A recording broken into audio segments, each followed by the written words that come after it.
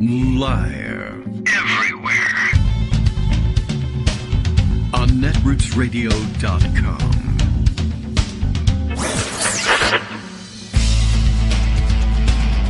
David Waldman. Kagro. In the morning.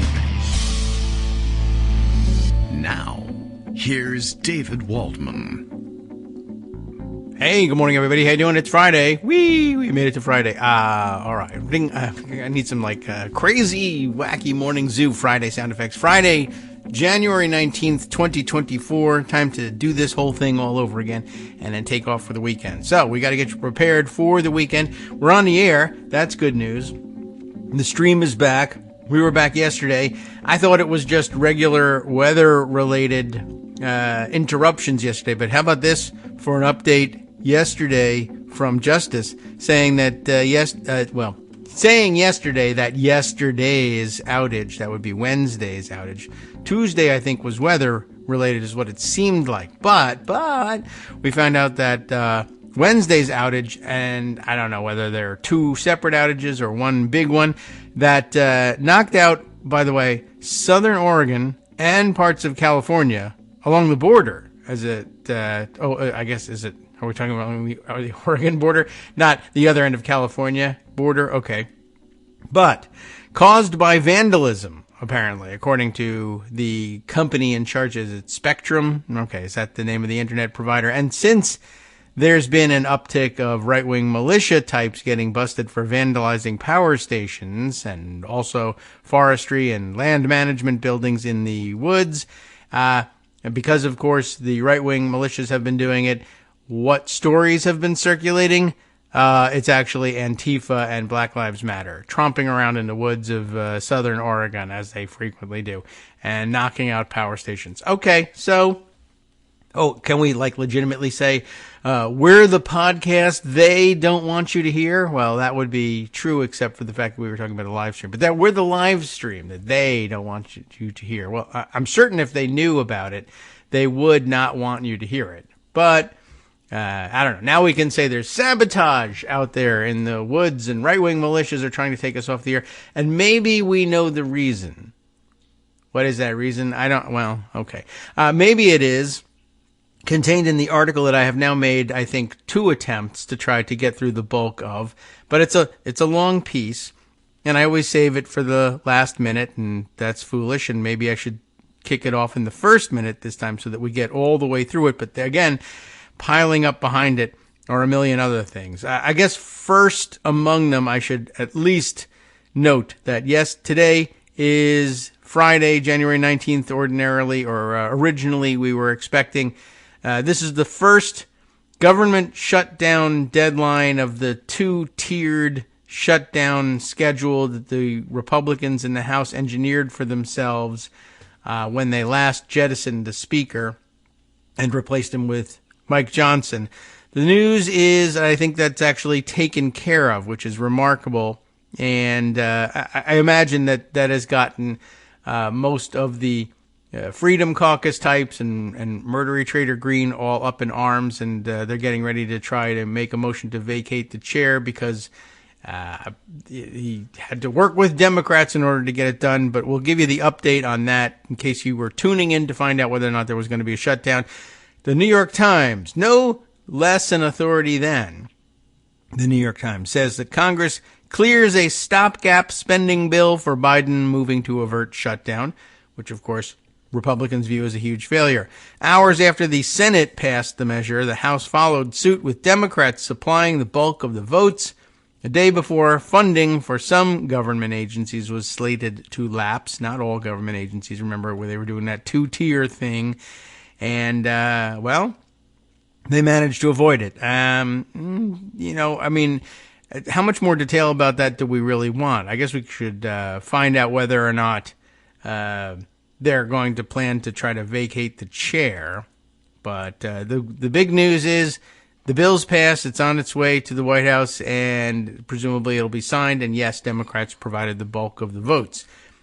We'll run through it. Congress on Thursday sent that legislation to avert a partial government shutdown to President Biden, racing to fund federal agencies through early March. Got to get that new date. One day before money was to run out. over the strenuous opposition of far-right Republicans. The House voted 314 to 108 to approve the stopgap funding just hours after the Senate provided overwhelming bipartisan backing for the measure in a 77 to 18 vote, allowing lawmakers to narrowly beat a Friday deadline. So no shutdown, according to Chuck Schumer. We will, as he says, avoid a needless disaster. I don't know about that, but they'll certainly prevent it from happening this Friday. Passage of the bill affords lawmakers another 6 weeks, of which they'll waste 5, no doubt, and then scramble to come back to the table a week ahead of the time. So let's see. Another 6 weeks to negotiate and pass a dozen spending bills totaling $1.66 trillion to fund the government through the fall, the level Democrats and Republicans agreed upon earlier this month. That is no doubt fueling a revolt among Republican members. Let's see. This is all kind of unnecessary detail. Let's see. Any fire breathing going on? Here's the House Freedom Caucus on Thursday urging Republicans to reject the bill, saying the legislation represented a continuation of policies established by Mr. Biden and the Democrat-controlled Congress in 2022 that almost all House Republicans opposed at the time, and that is true. These are continuing resolutions, so we're talking about continuing funding at the level last passed by a actual formal budget, and that would have been a Democratic-drawn budget. Let's see, and then anger about Mike Johnson. Let's see, Speaker Mike Johnson should walk away from his agreement with Senate Majority Leader Chuck Schumer and pass an appropriations package that meaningfully reduces spending year over year and secures our southern border. The Freedom Caucus said in a statement, that is what winning looks like. And here's one of their jerks. Representative Bob Good, the Virginia Republican who leads the caucus, called the bill a loser for the American people, which is what I call Donald Trump. So I guess we're in good company. We have a majority in one half of the legislative branch, he said. When will that begin to count for something? Well, I mean, it counts for something. You just have to compromise with the other one. That's all. All right. Well, anyway, in the end, Mr. Johnson was only able to cobble together a bare majority of Republicans voting on the bill, with 107 backing it and 106 opposed. Democrats supplied the bulk of the support. Johnson told his colleagues he believes a shutdown could provoke an election year backlash against Republicans, and that once one took place, it would prove difficult to bring to an end. Given the internal opposition, Johnson was forced to use a special procedure. We should have gone right to this. That sidestepped Republican opposition to even get the bill on the floor. I didn't pay any attention to it, so I'm not certain what it is, but we'll see if we can figure it out from these details. He then had to rely on substantial help from Democrats to pass it, just as former Speaker Kevin McCarthy did last year in averting a shutdown as well as a federal default. While Mr. McCarthy's maneuvers contributed to the push to oust him, multiple conservatives said they do not anticipate a move to remove Mr. Johnson over the spending issue. Oh, okay. Even considering the bill represented a reversal by the Speaker, who pledged last year never to take up another short-term spending package, but time ran out to enact the 12 individual bills that fund the government, forcing his hand. To overcome procedural objections to moving ahead quickly in the Senate, Schumer allowed Republicans to have votes on three proposed changes that would have effectively derailed the measure, but all fell short, clearing the way for approval in a quick House vote. With the snowstorm forecast for Friday in Washington on Friday, and it's happening. It's not a huge, we'll call it a snowstorm, but it's a couple inches of snow. The action was accelerated as lawmakers feared airline cancellations that could leave them stranded in Washington over the weekend. Oh my goodness. Living in a city over the weekend where you work during the week. Look out. Under the legislation, funding for agriculture, veterans programs, transportation, housing, and other federal operations would be maintained through March 1st, with funding for the rest of the government, including the Pentagon, expiring on March 8th. With the additional time, members of the House and Senate Appropriations Committees hope to push through the dozen bills funding the government according to the spending level agreed to by Mr. Johnson and Mr. Schumer, but it will not be easy. 12 bills. They're supposed to, take the full year, more or less, for handling this. Well, not a full year, but I guess, the bulk of the year. I mean, I guess the federal budget The presidential budget will come out shortly after or around the State of the Union, so February or so. March, April, they'll be authorizing bills, and then they'll get to work in earnest at some point toward the summer, but they have until October 1st to get those things hammered out.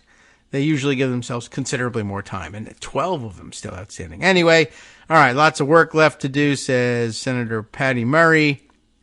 If lawmakers fail to come to an agreement on the legislation, they face the prospect of an automatic 1% spending cut across all federal programs, both domestic and military. I wonder if I can find, maybe during the breaks I'll take a look and see if there's anything that describes the strange and special procedure that they used to get the bill to the floor in the House. That sounds intriguing, the kind of thing that we would ordinarily spend more time on. But there are so many things we need to work through and catch up on that I'm going to turn my attention there instead. First of all, I want to go back once again to that county capture article. There's still more detail that I want to bring to your attention. In the last couple readings, we found out essentially, I guess to lay the groundwork back down here, we have local militias in this case in Virginia,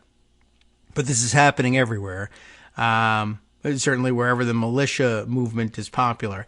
And essentially, I think what we're going to get around to in today's segment is that they've got the idea in their heads that there's some sort of, ancient provision of the Constitution, sometimes the state constitution, sometimes the federal constitution, sometimes both, sometimes neither, because this is all based on a sovereign citizen level interpretation of things. But the idea here being like the weird idea behind constitutional sheriffs, that somehow county sheriffs who are elected are the only legitimate law enforcement in the United States in the minds of these sovereign citizen types. And even though there's no mention anywhere of anything like that in any of the original, founding documents, Declaration of Independence, Articles of Confederation, Constitution, there's nothing that says, no, the only legitimate law enforcement are elected county sheriffs. This is just something from their imagination, essentially. But at any rate, what they've been doing is, I guess in places where there are enough far-right voters that there are then enough far-right members of the county board of supervisors, they're using that leverage to try and force the county board of supervisors to adopt resolutions formally recognizing local militia units in the hopes that they will then be mistaken for some kind of colonial era militia that can be called out in emergencies either by the governor or in the minds of weirdo sovereign citizens, whatever officialdom they choose to recognize, based on who has gold-fringed flags and who doesn't, or whatever it is. But they'll point to these resolutions, which in most cases, most of these boards that have even taken it up have had a relatively anodyne recognition thing. Thanks to the volunteer spirit of folks involved in this fun group that likes to get together on the weekends, and they call themselves the militia. And they were hoping for a stronger endorsement. But between them and the local wackadoodle constitutional sheriffs, these two together sort of imagine in their minds that they are the local authority. And that when societal collapse finally comes, or they provoke societal collapse, they will, through these resolutions recognizing their existence and cooperation with the constitutional sheriffs, they'll be the local law. They'll be the authorities because, somebody once read something in the Constitution from 1,000,000 years ago that they think means something. And now, I don't know, in their mind, they feel like they're duly authorized to take over and run the government should that become necessary for whatever reason. All right, so let's see. Where do we get through? I'm going to have to scan a little bit to remind myself where we got to in all of this. But I think one of the scarier things about this one, from the notes or the portions we read earlier, was this strange transition that the militias underwent. It's kind of understandable given the circumstances, right? They started out, they first came to our attention as anti-government militias. They were anti-everything. But then they suddenly became quite comfortable with federal power all of a sudden when Donald Trump was in the White House. And in many cases refashioned themselves as pro-government paramilitaries, saying, we will be the ones to provide security at Trump rallies or at January 6th, for that matter, or whenever Roger Stone is walking around giving speeches. We're going to provide security and we'll coordinate with local authorities, et cetera, et cetera. And then on top of that, we were then reminded, and I think it's probably worth bringing this back to our attention, that the Virginia Citizens Defense League, which is a sort of state-level gun rights advocacy group, but, as it says here, the Southern Poverty Law Center describes them as to the right of the National Rifle Association, and they organized an annual lobbying day, or just lobby day as they call it, and they bring in people from all over the state to come to Richmond and pester their state legislators with their kooky gun ideas. Remember, Richmond is trying to take our guns, and so we're going to show them that we mean business by showing up in Richmond, in this case, with our guns. I guess making it that much easier for them to take them, but I don't know. They didn't think that part through. Anyway, they showed up and just wanted a show of strength from their legislators, for a pro-gun stance, et cetera, et cetera.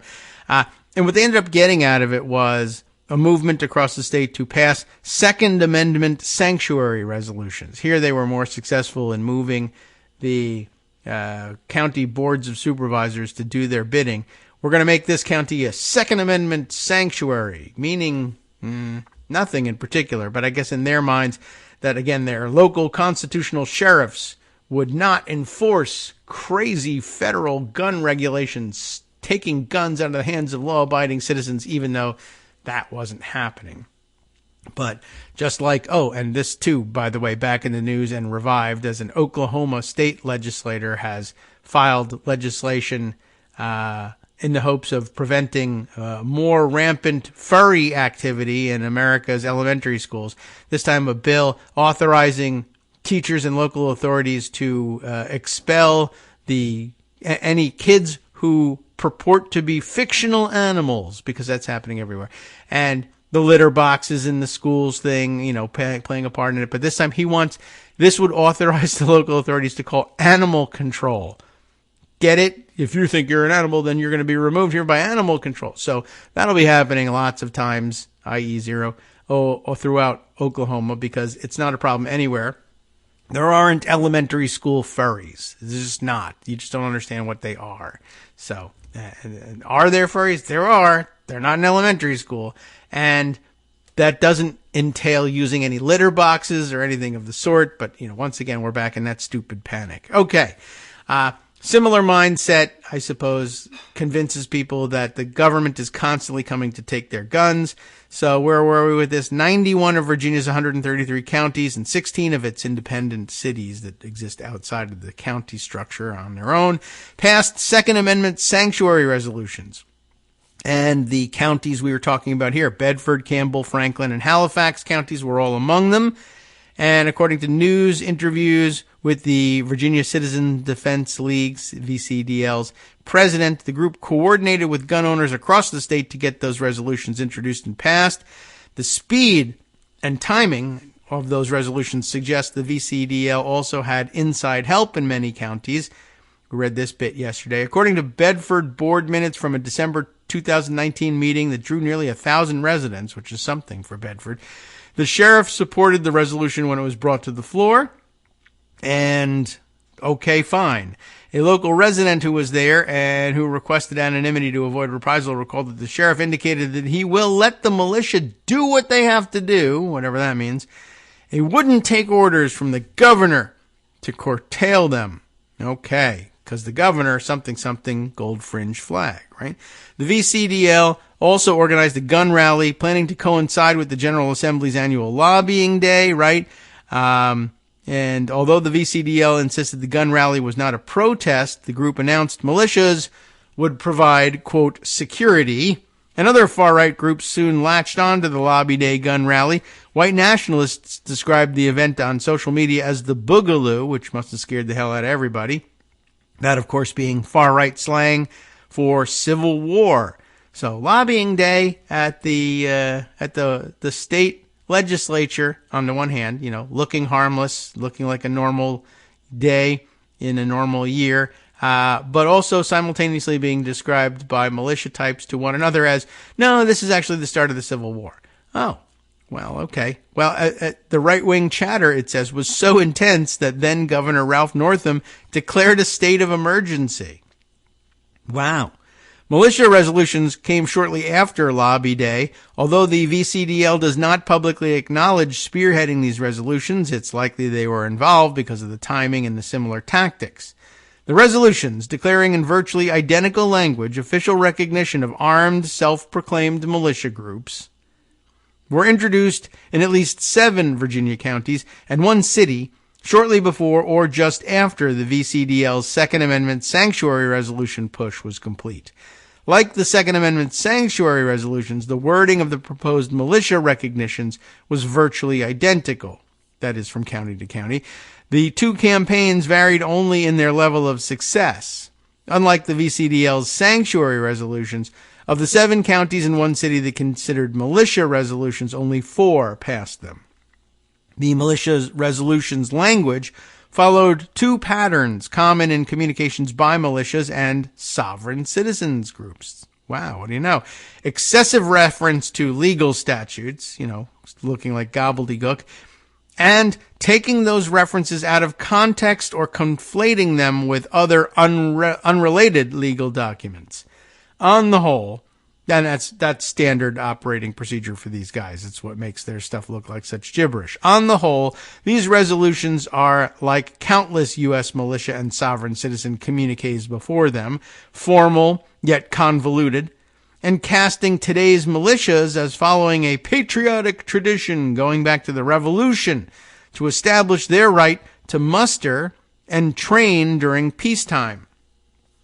Perhaps unsurprisingly, the county resolutions do not rest on firm legal footing. Several justify militia's existence by pointing repeatedly to Article 1, Section 13 of the Virginia Constitution.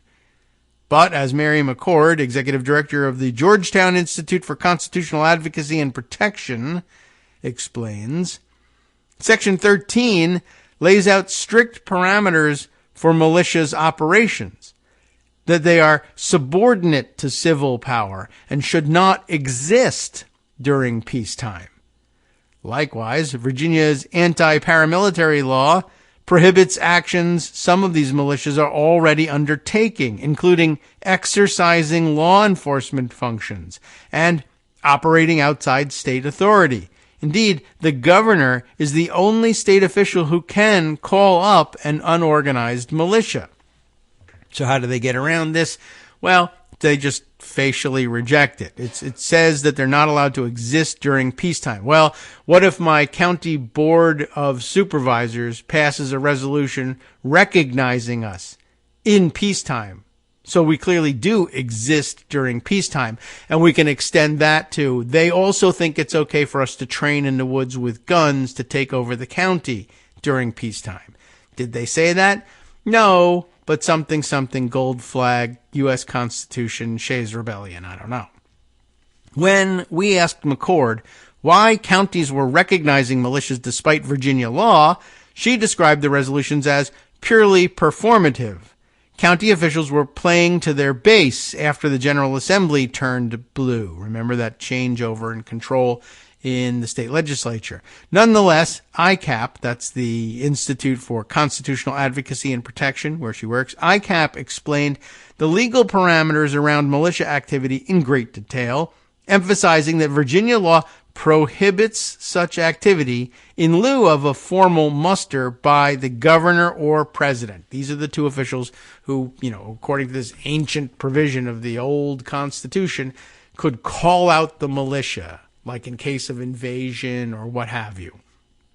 Or given Virginia's history, slave revolt is another likely cause. But the top officials, the president or the governor, would be the ones who can say, yes, there is a militia now, not local boards of supervisors, not people just deciding to hang out in the woods together and call themselves a militia. Local news outlets indicate supervisors read ICAP's letter.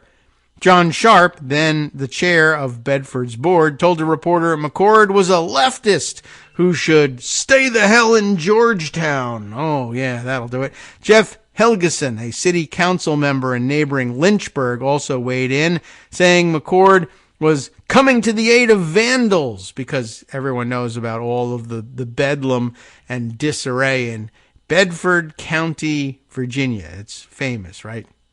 Everyone knows they needed to call out the militia there. But other supervisors appear to have taken the memo more seriously, so that seems like a good thing.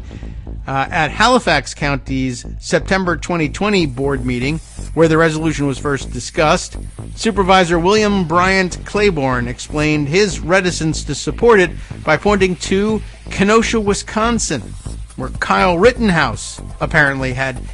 Why did he show up? He answered a militia muster call. They believed it to be a militia muster call, and ended up shooting 3 protesters at a Black Lives Matter protest, killing 2. You all remember that. Hi, I'm Scott Anderson, the guy that writes the daily summary for this show, Kagro in the Morning. Thank you to everyone that supports this show. Many of you send donations through PayPal, Patreon, Square Cash, Radio Public, and so on. Some of you write your own essays and send them in, or read articles with your own commentary. We appreciate it. Now, some of you are listening to this and thinking, I'd like to help, but isn't there something I could do that wouldn't require money or effort? Why, yes, there is. You can just like us. On Daily Kos, they call it the recommend button. YouTube has a thumbs up. There are hearts and likes and love buttons. Tap our love button. Tap our love button every day. Share our shows and summaries on Facebook and Twitter, YouTube and iTunes, Stitcher and Amazon. Most of these places allow you to write a review, so a sentence or 2 would be great. Recommend us to social media, or tell your friends to listen to the show. You aren't just helping us, you're helping them find their new favorite thing to listen to. You could change the world. So thank you in advance from me and everybody else in the world.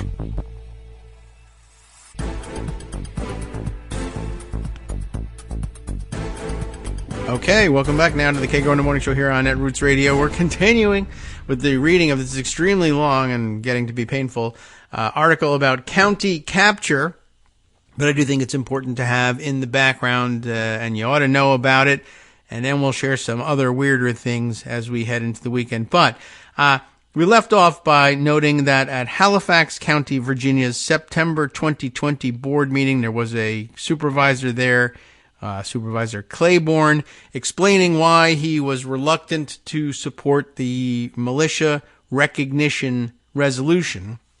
In his view, the danger was, well, you might think, oh, okay, well, that's good thinking, right? But it's sort of interesting. He points to the Kenosha, Wisconsin situation, which we all know about Kyle Rittenhouse, and the fact that, I mean, the way we heard the story, you and I think, at least, on this show anyway, was just kind of along the lines of, okay, a Black Lives Matter protest is expected in Kenosha, and we're calling for people to come and, guard the local stores because they were convinced that Black Lives Matter equals anarchy and equals looting and rioting.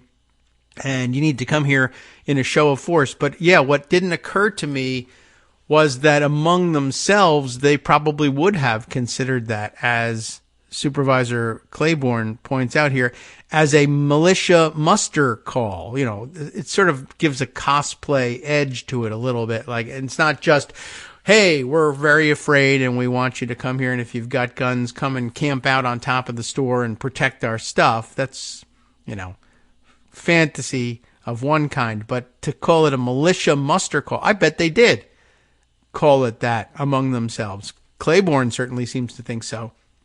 That's not central to the point, but neither is his very good point that, hey, we have to be wary of these things because it was a militia muster call that ended up bringing Kyle Rittenhouse to Kenosha, and he ended up shooting 3 people and killed 2 of them. It's not that Claiborne is saying, watch out, we need to not do this because under this same guise, Kyle Rittenhouse infamously killed 2 people.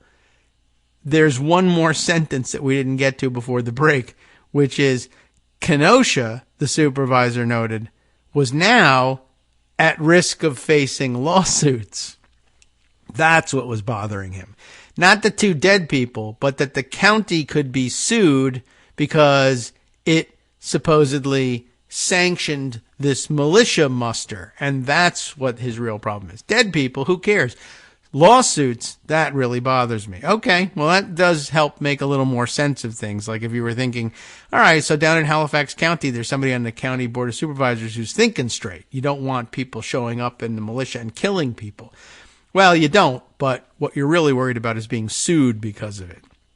Anyway, so the next section, I think, is where things begin to get kind of interesting. Toothless tigers or Trojan horses. That's the name of the section title. State politicians have shown little appetite to rein in militias or hold counties to account for recognizing them, and it's not hard to see why. Their ability to enforce the law requires the assistance of local officials. That is the law that says you're not supposed to have a local militia or muster a local militia in peacetime. It's not even supposed to exist. So why not enforce that law? And in fact, I did get asked that yesterday on one of the social media platforms or another, and it might have been Mastodon. I'm just sort of curious, and I want to scroll back and see if I can find it. But yeah, it'll be a little bit difficult to find because the COVID nightly numbers intervened. But I did see somebody asking, so here we go, Ohio Cheryl asking, I believe most, if not all, state constitutions forbid private militias. So why does nobody enforce that? And of course, most of the reason is, well, these are sovereign citizen level people here. They're not really going to interpret the law, correctly. It's unlikely to have that happen. But here's an even better answer. The state is sometimes reluctant to actually enforce that law because, as they say here, their ability to enforce state law requires the assistance of local officials, and the local officials often support those militias. In short, militias have become legal in a de facto sense. But what kind of threat do militias pose today? That's a good question, but I think we have a good inherent sense of the answer. In many ways, the threat is the same as it was in the early 1990s when the contemporary militia movement first burst onto the scene, at which point they bombed the Alfred Murrah Federal Building. What a disaster that was. Then, as now, militia-inspired county resolutions threatened federal and state governments by flouting their laws. The county stamp of approval also gave militias license to harass federal agents and ordinary citizens who disagreed with them. Did it? They thought so, and that was the important part. They thought that they were authorized to do that, and they had guns, and that was it. Basically, those things started to happen. As militia expert William Chalupka observed nearly 30 years ago, by their very existence, militias challenge one of the most basic activities of sovereign government, namely, its prerogative to monopolize the use of force. This is definitely language we were speaking about yesterday. And remember that in many cases, like the Oath Keepers and Three Percenters, and in some cases Proud Boys, all fully believed that January 6, 2021 was going to end with then still President Donald Trump invoking the Insurrection Act. And remember that the guy he was considering making acting attorney general at the time was advocating for that, exactly, to invoke the Insurrection Act and then deputize the militia to do whatever they had to do, ram the ramparts, take over the airports, whatever it is, to make sure that their version of the law was being enforced, even though it was based in absolutely nothing. So back to the article. The militia expert William Chalupka says, by their very existence, militias challenge one of the most basic activities of sovereign government, namely its prerogative to monopolize the use of force. But today's militias also represent a new kind of threat. Instead of menacing state and federal governments, some militias are now willing to work with them. One of the most remarkable things in the Bedford and Campbell County militia resolutions is that they explicitly provide avenues for county militias to cooperate with federal power.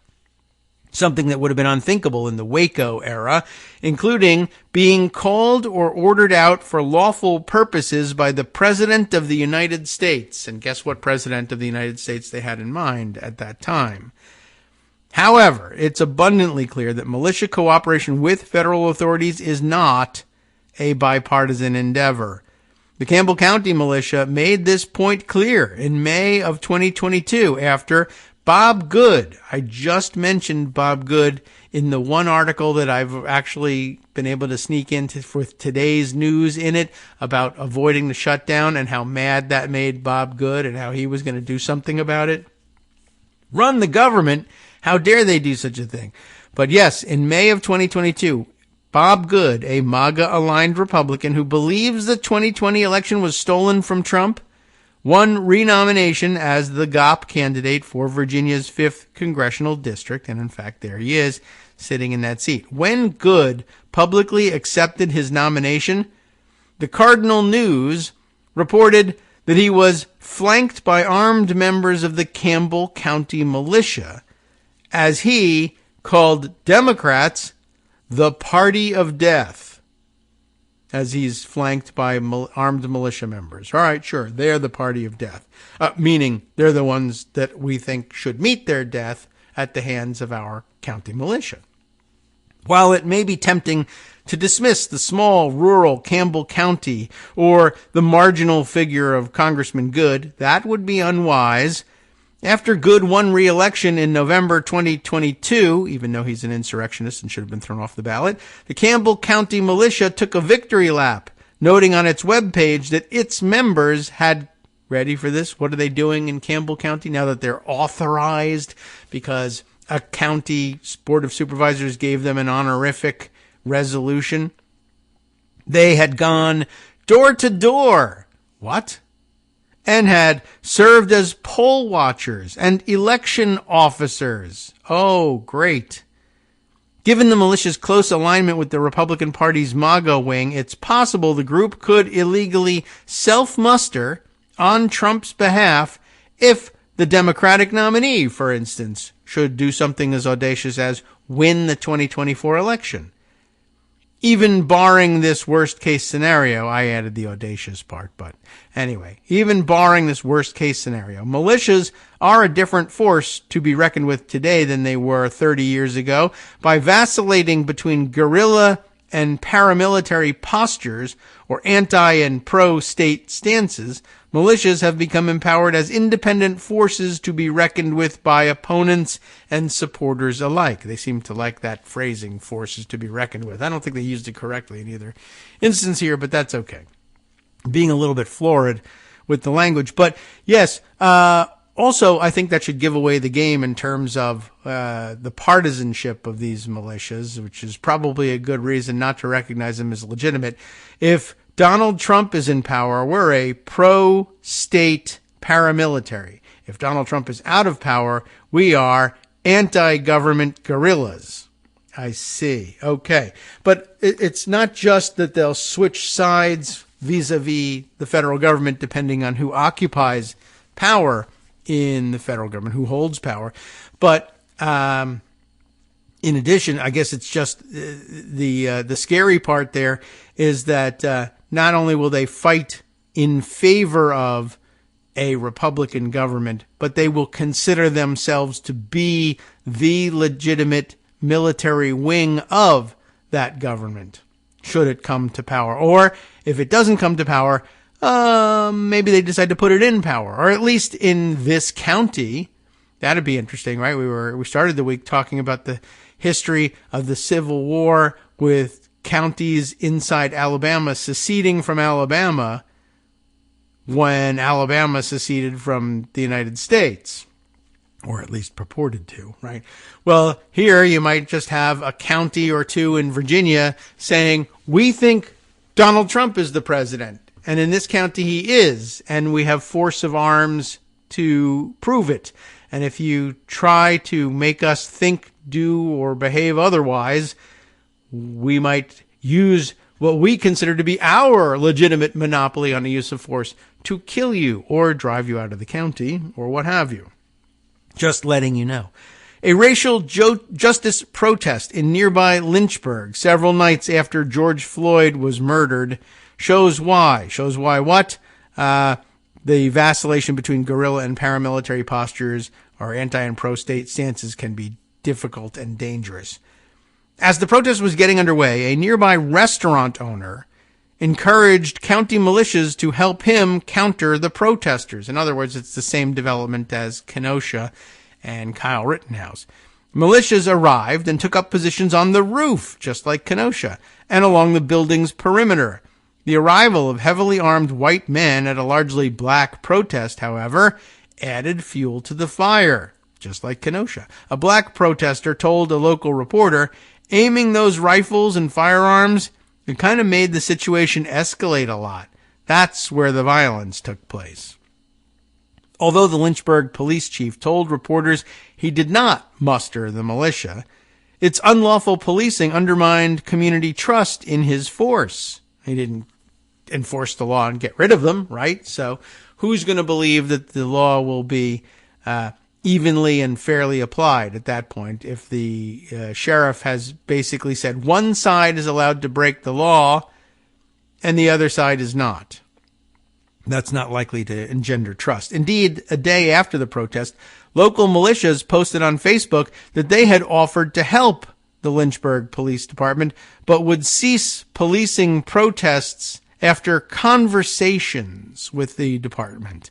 Whether the department's conversations occurred out of sympathy for militia ideology or caution in convincing a heavily armed opponent to stand down, the announcement felt like a slap in the face to some residents. One black protester told the media that people felt like they was being looked down upon. I think they were.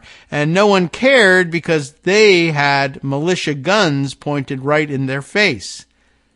Others wondered why the department tear-gassed and arrested black protesters, charging 15 of them with crimes, but appeared to have negotiated with white militias engaged in unlawful policing. And there's obviously two different things that could be at play, and it could be either one or some mix of them and maybe something else that we're not thinking of. One could be, well, sure, they're white, so we'll negotiate with them and treat them with kid gloves. And the other, equally dangerous and disturbing, is, well, it's not so much that they're white, it's that they have guns, and maybe more guns than we have. And when we are faced with guns like that, we have to negotiate for our own safety. There's no other way to deal with it. There is overwhelming firepower, gun down the other side. But no one wants to go that route, and I understand why. And you prefer to negotiate your way out of things, but what other message can people take away from that other than if you want respect from the local police department, you need to show up with guns pointed? That's not a great message. And of course, should black activists decide to try and take up the message and show up to negotiations with the police with guns pointed, they probably will be fired on, and it will end up in a gun battle, and blood will be shed. And then it's hard to come away with the conclusion that there really was ever anything but the whiteness in effect. Militias can create problems even when they are engaged in putatively apolitical activities. After participating in hot-button counter-protests in 2020 and in early 2021, militias in Bedford and Campbell counties changed course. After a tornado ripped through Bedford in 2022, for example, the militia rebranded as a civic-minded group using Facebook to tout its work helping the sheriff with cleanup. Here, I would say, not particularly different from local, local street gangs in other countries in particular, where they'll do this sort of mutual aid and show up and show the softer side of the drug cartel in control of the streets of whatever country you're talking about. Pick one, and I've got one to update you on in the news if we want to transition to that. Or for that matter, at least in fictional mobsters, the Corleone family. If you read the book, I don't think they made such a big deal of it in the movie, but between that and it's echoed in real life, very often making big contributions to civic organizations, and everybody knows that the guy who's at the head of it and who provided the money is getting it from organized crime, which is violent and dirty, but, they put on a carnival or sponsor, or make a big contribution to the local church or church schools or what have you. They very often try to show some support for civic organizations in the area. See, we're not so bad, and even if we are, just stay on our good side. According to Donna St. Clair, remember that was, I think, one of the first local opponents to show up and ask real questions about what the hell was going on here when these militia recognition resolutions were being brought up. Donna St. Clair says the militia's cooperation with the sheriff continues today, as the sheriff calls on militia members to chop up trees that fall over in windstorms, get cats, things like that. I suppose they mean retrieve cats from trees, so as not to bother the fire department, which is probably a local volunteer fire department, which is probably also, by the way, peopled with the militia guys in some cases anyway. So it's not like they're going that far out of their way, but I assume that they mean that as opposed to, you guys should go out and get cats and keep them as pets, and maybe it'll calm you down and you won't have as much interest in mustering as the militia. But anyway, St. Clair also worries that the group's anonymity, remember that was the issue for her when she was protesting, that they said, we're going to recognize the local militia. And she showed up and said, hey, Sheriff, who's the leader of this local militia that you intend to call on for public safety measures, cutting up trees that have fallen and blocked the road or get stuck cats down from trees? Who is it that's in charge of all this? These functions that used to be taken care of by county government and elected officials, and we would know who they were and they were accountable to us. Who's the leader of the militia? I'd rather not say. What kind of answer is that? Right? So St. Clair also worries that the group's anonymity, supported by the sheriff, may allow members to hide criminal backgrounds from the public, even as they take up public-facing roles. We don't want that, right? We want background checks for the people we hire as cops, firemen, school teachers, for that matter. Whatever it is, public-facing jobs, you want people who are upstanding citizens. But if they can wear masks and keep themselves anonymous when they fulfill these supposedly governmental roles, that may not be so good. When she asked Sheriff Miller about this, the answer was troubling. I asked if he would hire a deputy with no background check, St. Clair told us, and he said, no, of course not. So I then asked, why was it okay for our armed militia to be anonymous? We could have convicted felons, substance abusers, who knows? And he had no answer. Yeah, it's not great. And then, of course, the answer is, well, these are my friends, so I know they're pretty cool. That's it. And we're going to arm them, and we're going to kind of do whatever we want, because there's no such thing as law when we're around, because we're a militia. There's no law. There's just us. So, sure, some of us are child molesters. Sure, some of us have been convicted of trying to abduct the governor, what have you. Sure, some of us were January 6th rioters. But point is, we're legit now, just like the president. Sheriff Miller did not respond to our request for comment. We also contacted County Attorney Patrick Skelly, who told us he had no personal knowledge of cooperation between the sheriff and the militia, but suggested we ask the sheriff's office, who of course was not responding for comment. The sheriff's decision to cooperate with the county's militia could prove a double-edged sword if the group splits into factions, and that never happens among armed kooks, right? Miller could find himself in the midst of a violent power struggle he cannot contain. The Board of Supervisors would also have to decide which faction would retain formal recognition. As St. Clair put it, I told the sheriff he has a tiger by the tail. This is an interesting thing. We don't even explore this yet, but I have another story that kind of explores this idea.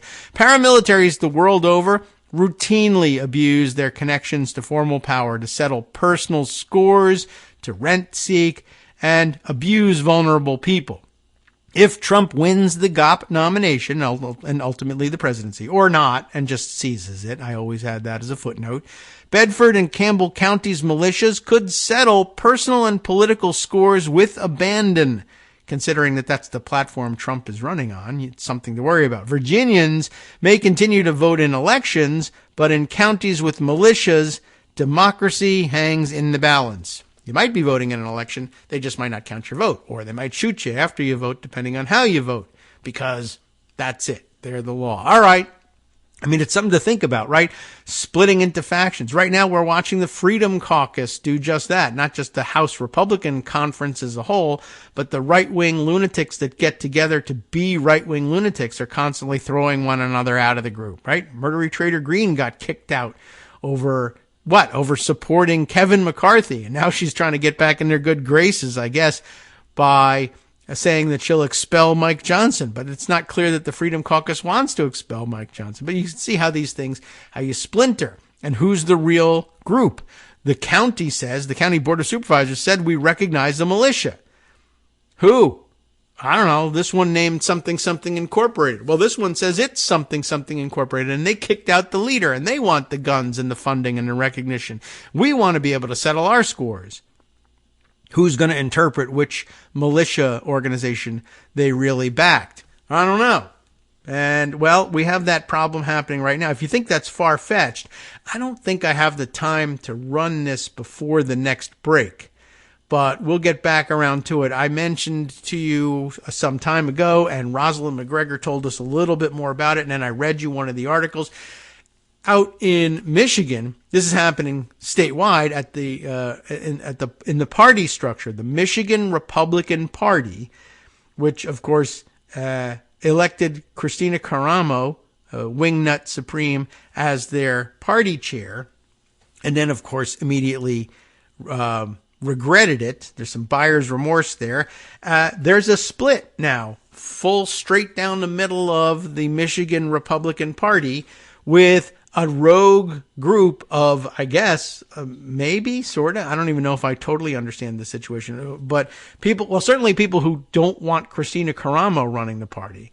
Whether they're, more old school Republicans or not, I have no idea. You can't call them moderates, obviously. But they have declared themselves to be, after having had a secret and maybe unauthorized and illegal meeting, they consider themselves to be the real Republican Party of Michigan. Everyone knows that we're not really organized behind that clown Caramo, right? We're the party. All the money in the bank that belongs to the Michigan Republican Party. Oh, I'm sorry. Hold on a second. That's wrong. There's no money in the bank that belongs to the Michigan Republican Party, which is part of the reason why they are splitting off and trying to get rid of Caramo, because they feel like she cost them all the money. But they're saying basically all the rights and responsibilities that accrue to the Republican Party in Michigan, nominating party candidates for office, collecting all of whatever money is coming in, deciding how to spend it, owning the keys to the Republican headquarters in Lansing, all of these things. They just claim, no, we're the ones that are legally entitled to all of that. Caramo, she's out. And she's like, well, no, they had an illegal meeting to kick me out, so I'm not kicked out. And they're actually having this fight. Rosalind will update us about that after the break, just in case you thought this can't, well, what's the likelihood of this really happening? And then, of course, I don't know. It's probably not difficult to convince you that it could happen or will be happening or is happening right now, given that you know the kind of people that tend to show up at these things. And it used to manifest itself in the Libertarian Party structure, actually. I mean, you'd have people who would show up at Republican Party functions in the county and try to enforce their kooky view of things and, get no support for it, and then quit in a huff and then head over to either an existing Libertarian Party structure and try and take it over, or start a Libertarian Party in their county, declare themselves to be the chair, and then they get to do all the important things to no effect, but they get to cosplay as a leader and make a party's platform somewhere adhere to their kooky ideas. But this is the sort of splintering that happens all the time. And it's not that it only happens among conservatives or Republicans, obviously. We also have that happening in the Democratic Party. We've had it happen in a number of ways over a number of years, whether it was Howard Dean fans becoming upset with the existing power structure, or Bernie Sanders fans becoming upset with the existing power structure, or social justice Democrats becoming upset with the existing power structure. But for the most part, they never pointed guns at one another. And that's part of what makes them different. Are Michigan Republicans pointing guns at one another? I don't know. But would that disqualify them in the view of other Republicans? In most cases, no. They would say, good, I'm glad they're pointing guns at one another. This is the way we ought to be settling things, because they are, in fact, considerably crazier than we are. All right, the 1 minute break is coming up. We're done with this long article, but not done with the ripple effects of it. So 1, after the break, we'll hear from Rosalind McGregor, and then 2, we'll move on to other peripheral story, thoughts, things that I have had parked in pocket and had to share with you that were provoked by the concepts raised at the end of this article about county capture. Very interesting terminology, something to hang on to, and probably a framework that'll help us make sense of a lot of things that would frankly otherwise be nonsensical as we head into what may or may not be an quote-unquote election season in 2024.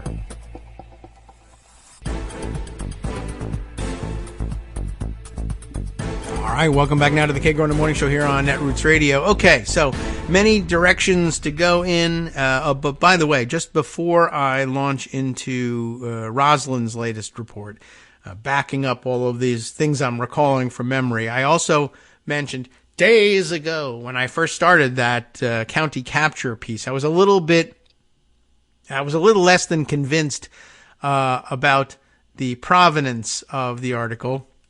I had mentioned to you that it was from Political Research Associates.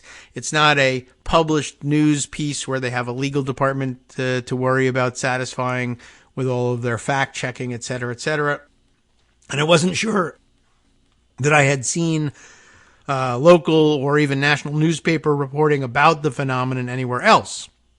And I said, we ought to have the various research associates of our own political research associates check this stuff out, except the source or the contractor I had hoped to go to, in this case, college graduate number 1, was probably going to be asleep throughout the entirety of the show, and I wasn't really going to be able to get him to look it up. And then my dropping the hint motivated Scott Anderson to pick up the ball and say, what the hell, I'll do it. Well, he may have thought I meant him, but I know he's not asleep during the show. But at any rate, he dug up a New York Times article on the subject just to sort of, I'd love to share this one with you, but I'd have to do it in one of our 18-hour shows. The article itself is not so long, but I have other things to get to. But rest assured, just in case you were wondering, the New York Times did take note of this with a piece that he found from October 28th, 2020, written by Campbell Robertson, noting under the headline, in rural Virginia, a militia tries to recruit a new ally, the county government. And I again, just to sort of straighten out the mix-up of what is it that they keep pointing to as their authority, given that the actual Constitution of Virginia says, no, you don't exist and can't exist. The subheader says, after Virginia passed gun laws, conservatives began invoking the state's colonial-era constitution, which calls for a well-regulated militia. And then, of course, the militia was never going to be regulated to begin with, so you're already in violation even of that. But there you have it. They just simply went back and said, oh, the colonial era constitution, the one that existed under the rule of the Crown of England. Sure, we'll just invoke that because the revolution meant nothing to anybody anyway. Just, I don't know. The point is there was a document somewhere that said something about a militia, and that means guns, and no document since the 1750s has guaranteed us the gun rights we think we ought to have, so we'll just use that one, even though it's also supposed to, the rest of the document says you're loyal to the king. Are you? No. I'm going to cherry pick this part here about guns. Oh, you know what? It's not even about guns. Yeah, well, I don't know. It is in my view. So that's where that comes from. And there's a nice long article that explains lots of detail about the circumstances in each of the counties and gives us some new names to watch out for. And some of them are probably in jail from January 6th at this point. But in case you were wondering whether there had ever been any other reporting about this from a newspaper type source, the answer is yes. Okay, speaking of reporting from real newspaper type sources, Rosalind McGregor has a total of 4 articles incorporated in her latest pre-recorded segment on Michigan GOP disarray. Let's let Rosalind report to you about factionalism happening among cuckoo bird Republicans in Michigan. Good morning, David. I'd like to share with your listeners a new piece of the crumbling Republican Party in Michigan. This article comes from the Michigan Advance and John King. Listeners will remember that the Michigan GOP is in serious debt and lagging on getting donations for a big Senate race and congressional seats this November. This led to a split in the GOP that Greg Dworkin talked about recently. Calling a lawsuit filed by Karamo's faction of the Michigan Republican Party frivolous, lawyers for a trust that owns the party's former headquarters building in Lansing have filed a motion to dismiss the suit and levy sanctions. The party filed the lawsuit in December against the Michigan Republican Party Trust and Comerica Bank, saying the building really belongs to the party, which wants to sell it to help pay off long-term debt, including more than $500,000 it owes to Comerica Bank for a line of credit. However, the Detroit News reported that the trust said the lawsuit was based on, quote, vague accusations or wild theories, unquote, and that the state party, quote, does not and has not ever owned the property, unquote. To help bolster their claim, the filing reportedly included an email from Chairman Christina Karamo in which she referred to the former headquarters as being, quote, owned by a trust, not my GOP, unquote. The trust, which was created in 2005 as Seymour Street LLC, is governed by former party leaders and major donors. The motion asks Ingham County Circuit Court Judge Wanda Stokes to impose sanctions, including legal fees, against both the Michigan Republican Party and its attorney, Daniel Hartman, citing, quote, their improper conduct in filing an obviously frivolous lawsuit, unquote. Attorneys for the trust also claim sanctions can be assessed against each member of the Michigan Republican State Committee. The request for dismissal came 2 days before a closed-door meeting where members of a faction of the Michigan Republican Party voted in favor of removing Karamo and Hartman amid ongoing concern about the MyGOP's finances. About 40 members of the 107-member state GOP met in Commerce Township, Michigan on the first weekend of January. They selected Melinda Pago as chair. According to Dan Houlihan, chair of the 7th District Michigan Republican Party, the Pago faction also voted overwhelmingly to disavow the lawsuit filed against the Michigan Republican Party Trust. A statement from the Caramo faction of the state party released after the vote called the meeting an, quote, attempted coup, saying that the entire process was illegitimate under the party's bylaws and is illegal based on Michigan election law. In answer, the Caramo faction held a meeting on the second weekend in January in Houghton Lake, Michigan. Pro-Caramo allies said all but one of the 60 state committee members voted to retain Caramo. The state committee has 107 members, and anti-Caramo organizers had to rely on proxies to achieve a quorum in the Commerce Township meeting. Mark Smith, the Benzie County GOP chair, said he believes the meeting is a distraction. He explained since the party chose Caramo during their convention, that decision should stick. Quote, we worked really hard to get our representatives on that first district committee, said Smith. We are encouraging them through letters and through calls to support our position and not fall under the false pretense that Christina needs to go. We voted for her. We like her. If they want to do that at the next convention, sure, but leave us alone right now. We got work to do, unquote. Smith said most county chairs are trying not to get in the middle of things and focus on the needs of their county. Unfortunately, the Caramo GOP is meddling in county chair selections, even getting a contempt of court fine of over $25,000. They were fined for failing to acknowledge an April ruling from Circuit Court Judge Michael Olsaver that found those aligned with the America First faction of the Hillsdale County Republican Party were not the party's legal leaders.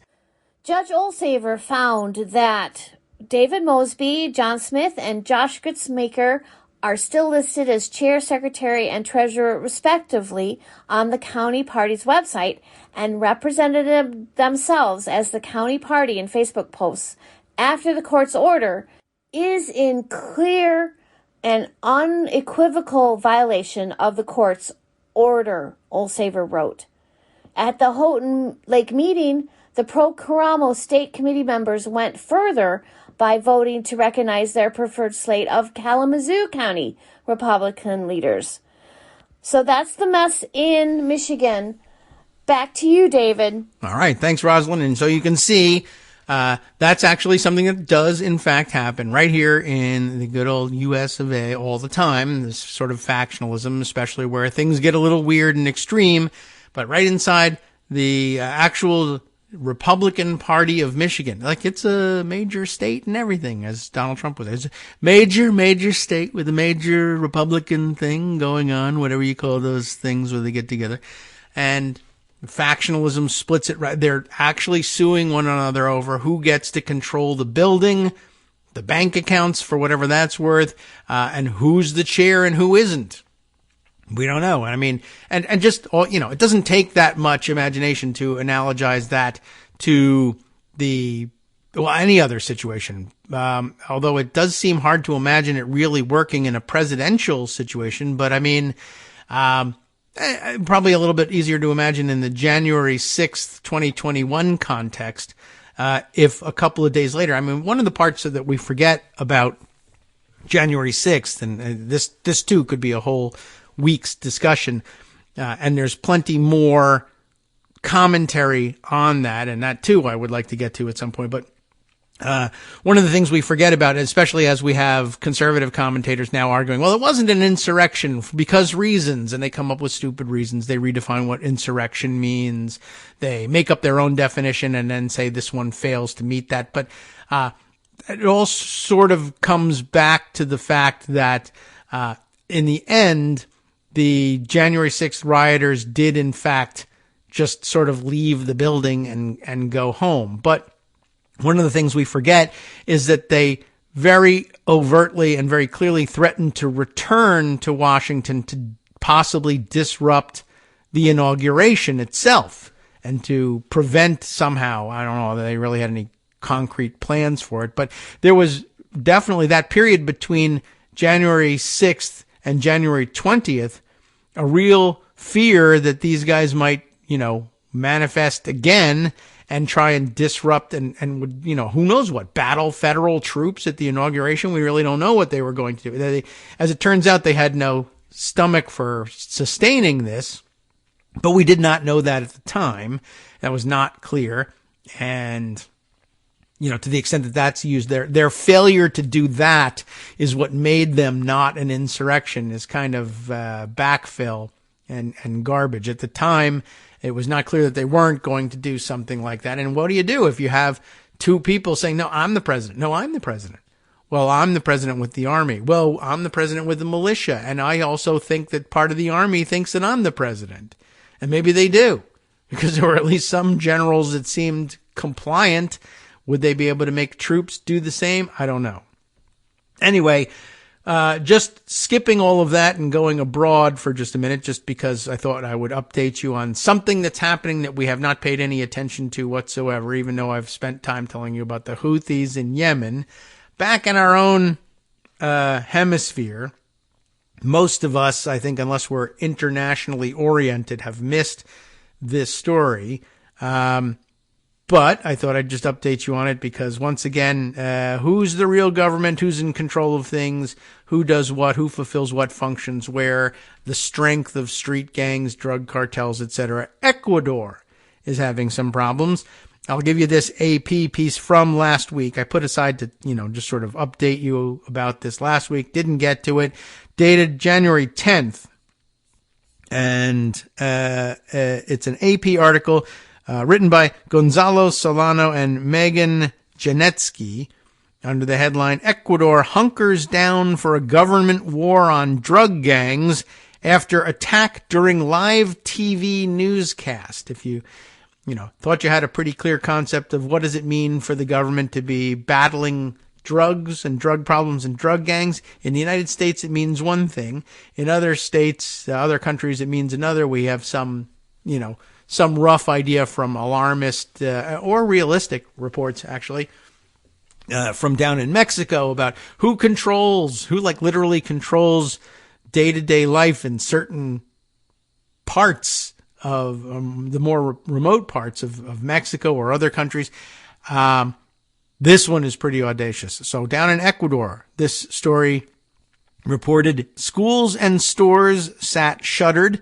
Many people stayed home, and soldiers roamed the streets of Ecuador's biggest cities on Wednesday after armed men invaded a television station's live afternoon newscast, and the president told the security forces to wipe out those drug gangs terrorizing the country. And I mean, it really is going to have to be like a street level battle. It's not just the war on drugs. It's an actual war about drugs, or at least about control that, who's going to control the streets? The people with the money and the drugs, or the people with the state monopoly on violence? The group wielding explosives and guns flashed across the televisions of Ecuadorians for 15 minutes on Tuesday. That would have been a week ago Tuesday, as the intruders threatened and assaulted employees of the TC Television Network's station in the city of Guayaquil. Do I have that right? Yeah, that's my best guess at that pronunciation. Guayaquil. No one was killed, and 13 suspects were arrested, but the violent broadcast stunned much of the region and elicited a wide-ranging government response, as you can imagine.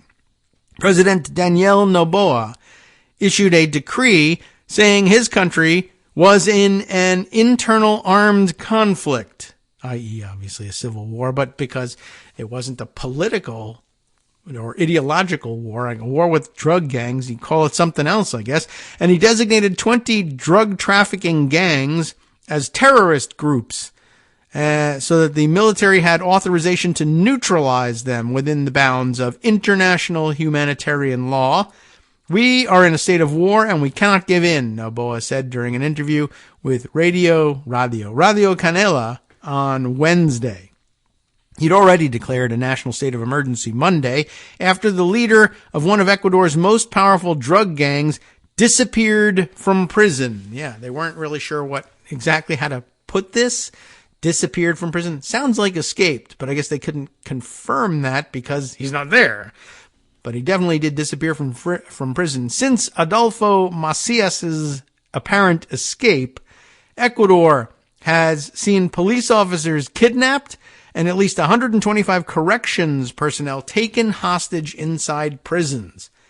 The government said nearly 330 people, including the TC Television suspects, had been arrested for alleged acts of terrorism as of Wednesday afternoon. Security forces across Ecuador guarded hospitals, public transit, and newsrooms. The government ordered teachers and students to hold classes remotely until Friday. In the radio interview, Noboa promised to crack down on drug trafficking groups and consolidate peace in the Andean nation of 18 million. We are fighting against terrorist groups made up of more than 20,000 people, Noboa said. They wanted to be named as organized crime groups. They actually aspired to that, apparently. But they are terrorists. It's largely true. You do that in a television station, what else are you supposed to think of? The president warned that judges, prosecutors, and officials who collaborated with the gangs would be considered part of a terrorist network. Even in a country where a presidential candidate was assassinated last year, the show of force streamed into Ecuadorians' homes and workplaces was unprecedented, even beyond the assassination. The motive for targeting the station remained unclear. We are on air, so you know that you cannot mess, or we're on air, I guess, says the attackers. We're on the air, taking over, so that you know you cannot mess with the mafia, one of the assailants said during the broadcast attack. The words sounded like a warning addressed to Ecuadorian authorities and the nation at large. Noboa's resolve was welcome to many Ecuadorians who have watched their nation descend into chaos. While wedged between major cocaine producers Colombia and Peru, Ecuador has been comparatively peaceful. But traffickers, tired of doing business in more militarized country, have set up shop there. Umberto Poggi del Salto, 50 years old, a businessman in Guayaquil, urged the government to come down on the armed groups with a firmer hand, to have no mercy, no tolerance, or respect for the human rights of criminals. That's what he said. President Noboa must do what El Salvador did, he said. Oh boy. The situation has gotten out of control, and it is because of lack of extreme measures. Okay. I see what he means, but El Salvador's president, Nayib Bukele, 2 years ago, suspended constitutional rights to wage an all-out war on violent gangs. Sharp declines in criminal violence since then have made the 42-year-old leader highly popular at home and across Latin America. But of course, it's going to end with him being essentially a dictator. I guess it has to. I mean, he already is. He's without constitutional rights for the people in his country, but he's supposedly considered a benevolent dictator. So I guess that's better than it could be. But wow, this is how these things tend to happen, and can happen here for all the people who thought it couldn't. Yet mass arrests of tens of thousands of suspected gang members, and if you're the government, you get to say who's in a gang, and if you're Donald Trump, you're going to show up and say Antifa, Black Lives Matters, and Democrats are all in a gangs. They're all terrorists, and we have to get rid of them. And they're not to do any rights at all, even basic human rights, because they're terrorists, and international law allows us to treat them differently. And if you don't think that that's possible, well, I don't know what you're paying attention to. It's happening here. It's happening in this example here in Ecuador. It's happening in El Salvador. And of course, any number of you will immediately point and say that's clearly what's happening in Israel as well. And, you may be right, particularly with this Israeli government. Okay, so where were we? Mass arrests of tens of thousands of suspected gang members, many of them innocent, it says, and the opening of a controversial mega prison, that's always going to be controversial, have fueled accusations of widespread human rights abuses in El Salvador. Absolutely true, always has been true as far as, in my lifetime in El Salvador, making for unbearable, unlivable conditions in many of these countries, and certainly in parts of those countries, and driving people to say, Why don't I seek the relative freedom and stability of the United States, only to find out that we're on the verge of electing a government that's going to declare migrants to be terrorist organizations and round them up and treat them just as poorly here as they were being treated there, and there's just no winning. And it makes you wonder why you get out of bed in the morning, whether you live here or El Salvador.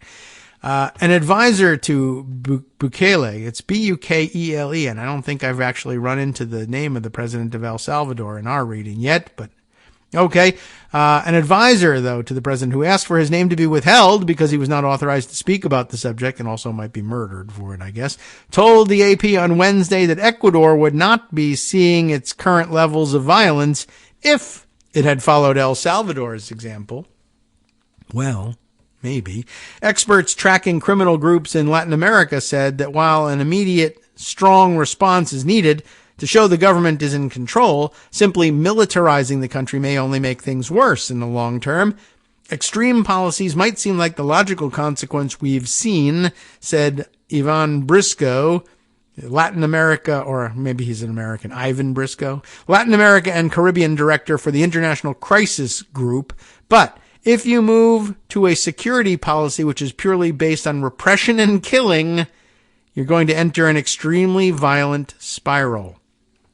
Yes.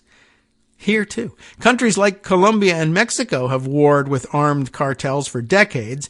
Targeting drug lords is a strategy to take down entire criminal organizations, but warfare has caused such groups to splinter into factions and forced them to adapt, Briscoe said.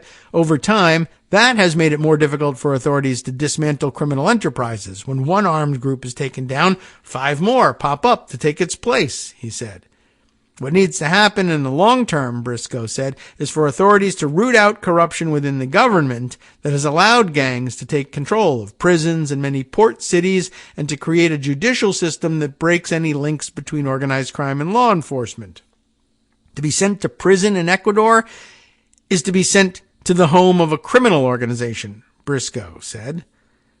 Juanita C. Francis Bone, a leader of the human rights group Mujeres de Asfalto, and let me just say here, it says it's Bone, B-O-N-E, as we would say in English, but I guess, I mean, do they say Bone, perhaps? I have no idea. Maybe it's an English surname, and they just pronounce it that way. I don't really know. But leader of the human rights group Mujeres de Asfalto in the coastal city of Esmeraldas, worried that the path Noboa is taking could lead to a criminalization of poorer communities, entire communities.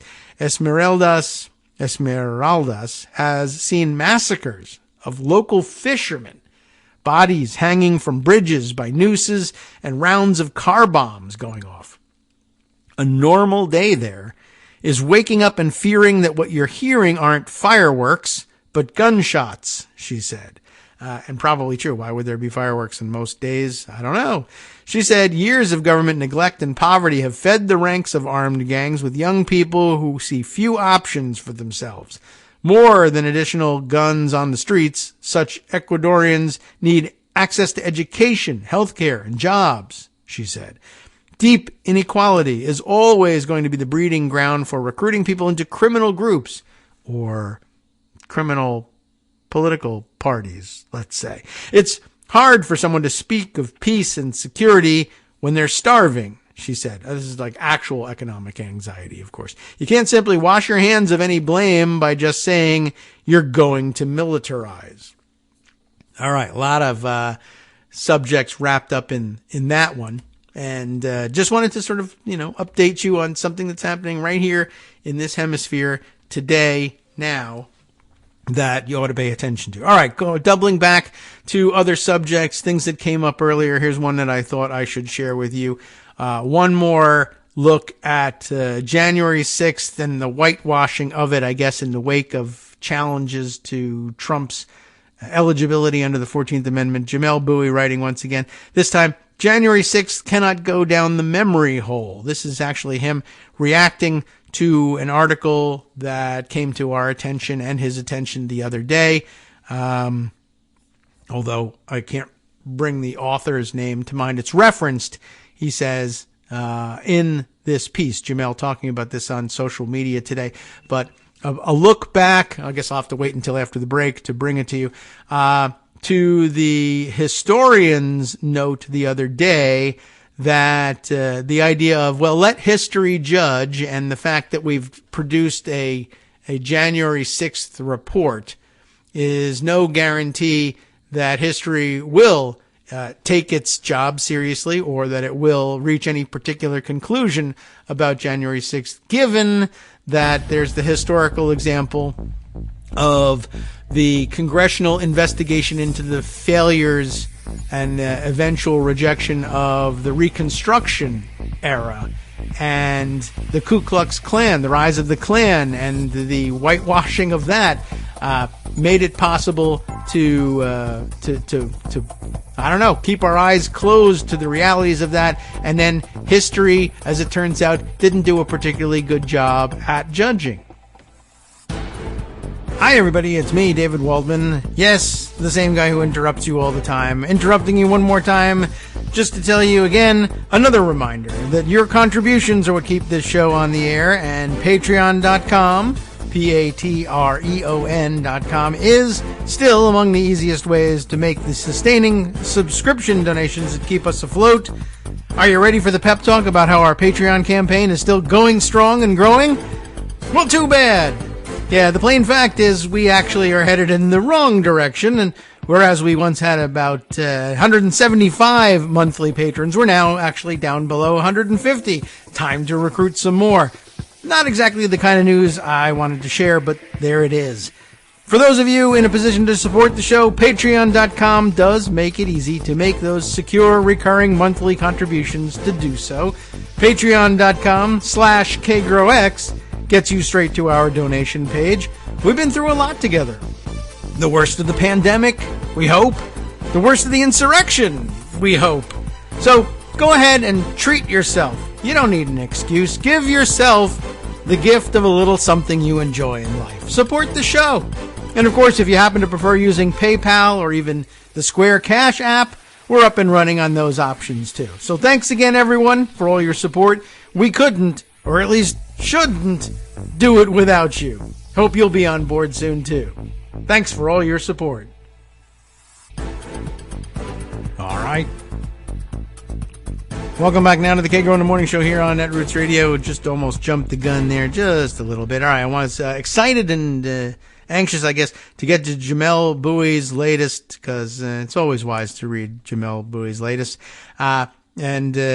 Who knows? It's a good a way as any to close out for the day. January 6th cannot go down the memory hole, he writes, following the passage of the first Enforcement Acts, written to protect the civil rights of the formerly enslaved. Congress created a bipartisan committee in 1871, we learned about this from the previous article, to investigate reports of vigilante violence against freed people and their white allies in the states of the former Confederacy. The next year, the Joint Select Committee to inquire into the condition of affairs in the late insurrectionary states released its report, a 13-volume collection of testimony from 600 witnesses totaling more than 8,000 pages. The men and women who spoke to the committee attested to pervasive violence and intimidation. There were innumerable reports of whippings and beatings and killings. Tom Roundtree, alias Black, I guess that's what that very creative name that I guess got hung on him by the people who attacked him. Tom Roundtree, alias Black, a Negro, murdered by a Ku Klux mob. They didn't call it Klan in this instance. A Ku Klux mob of some 50 or 60 persons who came to his house at night on the 3rd of December last, took him out, shot him, and cut his throat. Reads a typical entry in the volume devoted to Klan activity in South Carolina. James Williams reads another entry in the same volume, taken from his home at night and hung by Ku Klux, numbering about 40 or 50.